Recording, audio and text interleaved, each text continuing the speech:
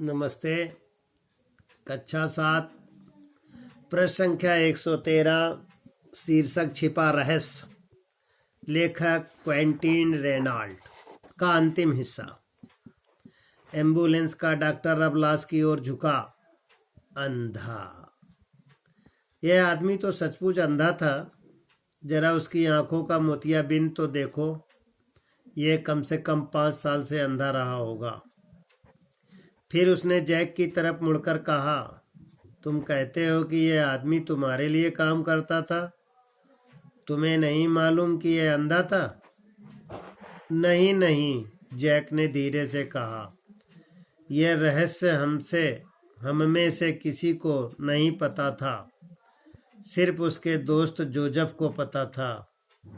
यह उन दोनों की बीच की आपसी बात थी, सिर्फ दोनों के बीच की। प्रश्न संख्या 113 में प्रश्न इस प्रकार है। एम्बुलेंस ने डॉक्टर के लाश को देखकर क्या कहा?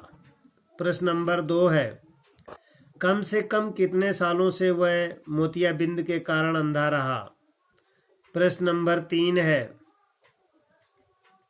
जैक को यह रहस्य कौन जानता था? उत्तर है जोसेफ। क्या उसके लिए कार्य करता था? विद्यार्थी लिखेंगे।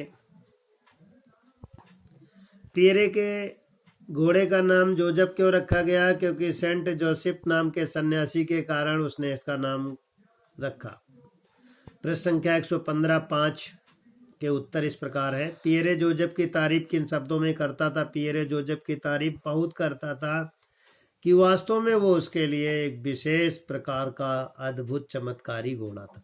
अस्तबल के सुपरवाइजर को पियरे के बूढ़े होने का कैसे पता चला? जिस प्रकार पियरे लंगड़ाकर धीरे से घर की ओर जा रहा था, उसी तरह उसने देखा कि जोसेफ नाम का घोड़ा भी धीरे धीरे अस्तबल की ओर जा रहा था। घा है, पियरे ने रिटायर होने से क्यों इनकार कर दिया? पियरे ने रिटायर होने से इनकार इसलिए कर दिया कि पियरे चाहता था कि अपना जीवन भर उसी के साथ उसका प्यार बना रहे, और वास्तव में दोनों की अंतिम लीला एक दूसरे से बिछड़ने के कारण जल्दी हो गई। अंगा है, किस रहस्य की जानकारी सिर्फ पियरे के दोस्त जोसेफ की थी? मोतियाबिंद का रहस्य, जो 5 सालों से जोसेफ पियरे की मदद करता था, लेकिन ये दोनों की बातें कोई नहीं जानता। प्रश्न संख्या 116 में दिए गए गद्यांश के नाक से जुड़े मुहावरे चुनिए। इस प्रकार है, कितना अच्छा होता अगर नाक ना होती। नाक की चिंता में आदमी का जीना मुहाल हो जाता। नाक रखने की खातिर लोग जाने क्या क्या करते हैं। पैसे न हो तो भी अवसर आने पर कर्ज लेकर अंधाधुंध खर्च करते हैं। नाक नीची न हो, इसलिए खरीदने की औकात न होने पर भी महंगी किस्त में महंगे साजो सामान ले आते हैं। नाक ऊंची रहे और नाक बची रहे, इसके लिए लोग वर्दी वाले आयकर अधिकारियों या कानून के रखवालों की पत्र पुष्पम से पूजा करते हैं। नाक के कारण ही आदमी को नाको चने चबाने पड़ते हैं। नाक कटती भी है बड़ी जल्दी, और प्रायः बिना किसी हथियार के ही काट ली जाती है। इसमें गद्यांश में उपयुक्त मुहावरा जो है वो पहला इस प्रकार है,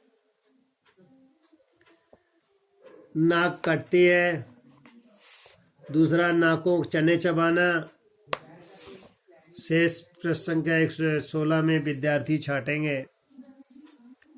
अगला है, अपठित गद्यांश को पढ़कर उसके प्रश्नों को उत्तर देना है। हिम्मत भरे कारनामों कोई भी कर सकता है, पर यह मानना था कि न्यूजीलैंड के उस मधुमक्खी पालक का, जिसे दुनिया आज एडमंड हिलेरी के नाम से जानती है, जो माउंट एवरेस्ट पर तेंजिंग नारंगे के साथ सबसे पहले पहुंचे। हिलेरी खोजी तबीयत के इंसान थे, इसलिए उनकी नज़रों से एवरेस्ट के आसपास रहने वालों की गरीबी, बीमारी, अशिक्षा को भी ढूंढ लिया। हिलेरी उम्र भर शेरपाओं के जीवन को बेहतर बनाने के लिए कार्य करते रहे। एक असाधारण परिवार में संबंध रखने वाले हिलेरी ने तेंजिंग नाम के शेरपा को एवरेस्ट अभियान में बराबरी का दर्जा दिया और दिलाया भी। पहले पर्वतारोही के दल का कोई सदस्य जब खराब मौसम या किसी अन्य दुर्घटना में घायल हो जाता, उसे छोड़कर शेष दल आगे बढ़ जाता था। लेकिन हिलेरी ने इस प्रवृत्ति का विरोध किया। इससे पहाड़ों पर चढ़ने वालों कई लोगों की जानें बचाई जा सकी। इस प्रकार उन्होंने अपनी सादगी, निश्चलता, सेवा भाव से आम आदमी को दिल जीत लिया। विद्यार्थी प्रश्नोत्तर इसके करेंगे और कॉपी में भी लिखेंगे।